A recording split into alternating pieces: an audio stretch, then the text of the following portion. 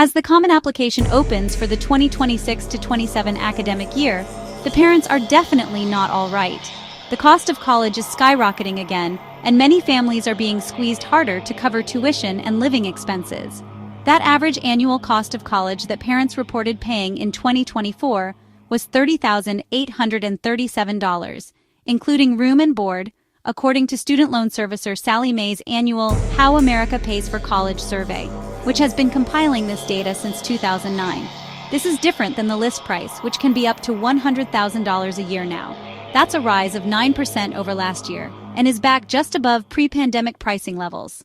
As colleges are struggling with inflation, market volatility, cuts to research budgets by the Trump administration, uncertainty about foreign student admissions, demographic change, and even lingering confusion since the financial aid system for filing the FAFSA was simplified in 2023. With higher education costs continuing to rise and millions of Americans struggling with student loan debt, any amount of money saved for college can make a difference. MarketWatch financial planning columnist Beth Pinsker answers the internet's most searched questions about the tax-advantaged saving account. When it comes to saving for college to pay that huge bill, parents have roughly 18 years to amass a small fortune before they have to start spending it very quickly. And the kicker is, those savings only cover a fraction of the full cost, with the rest coming from their current income, scholarships and grants, parent borrowing, student borrowing, and family gifts. Of the block of money that comes from savings and income, about 58% took money from current parental income in 2025, with the average amount being $9,500, consistent with previous years. About 32% took money from 529 college savings plans, a figure which has remained steady at about 1/3 for many years. That's both good and bad, depending on your perspective. On the positive side, those savings reflect families who are implementing a smart savings strategy and borrowing less. On the negative side, that number should be growing, which means there's still a lack of education about the benefits of tax-advantaged college savings through 529 plans, and low ability for people to save ahead for this big expense. The average dollar amount of the 529 withdrawals jumped to $10,000 from $6,800, most likely because balances grew in the past 2 years due to stock value increases. Problematic borrowing. If that's all it took for families to afford college, the picture would look pretty good. But families have to do a lot more to pay their part of the price tag, which has list prices hitting 6 figures at some elite colleges this year. When Sallie Mae's survey dug deeper into what kind of borrowing is going on, there was evidence of a real squeeze. A smaller percentage of families borrowed from non-traditional sources, but when they did, they took out more.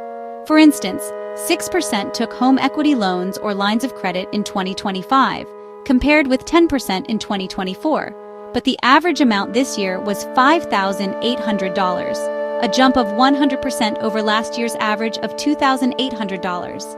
A similar ratio happened with parent credit cards, retirement account loans, other parent loans, and retirement savings withdrawals. While the data doesn't specifically point to one definitive answer, there are probably a couple of things going on here, said Rick Castellano, Vice President of Corporate Communications at Sallie Mae.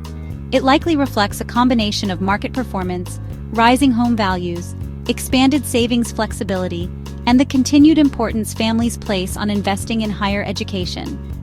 Castellano sees optimism among families spending more from 529 plans and home equity. What we could be seeing is some confidence that families can replenish these funds over time, he said. We also know 82% of families reported they are willing to stretch financially for higher education, so that could be a factor as well in their decision-making about which sources they're using. How that works out in the end depends on how the economy goes in general, and how things go in particular for higher education. In the past, Sallie Mae's surveys have shown how different conditions affect family finances, from rapid tuition inflation to the impact of the pandemic on scholarships and grants. At every turn, one thing was consistent. Parent income and savings made up the difference of whatever other funding source dipped. The only way to make that sting less is for more families to save ahead, rather than try to make room for college in their monthly budgets. That's where the concern over the percentage of families drawing from 529 plans comes back around. There are other ways to save for college, like regular savings accounts for minors, Coverdell education accounts, and universal life insurance. The report confirms families are planning for college.